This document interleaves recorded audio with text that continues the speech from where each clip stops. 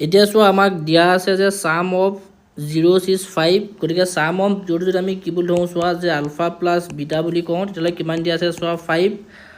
আৰু দিছে প্ৰডাক্টটো দিয়া আছে আমাক কিমান চোৱা যে আলফা ইনটু বিটা কিমান হয় চোৱা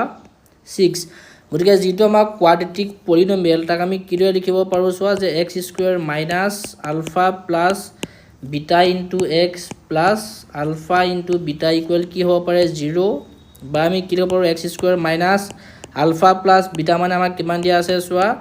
যে minus 5 into x plus alpha into beta মানে 6 ইকুৱেল কিমান আহিব চোৱা 0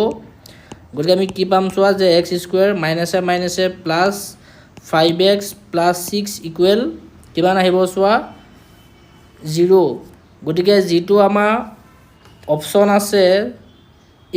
অপশ্যন এ হ'ব আমাৰ ৰাইট এনচাৰ।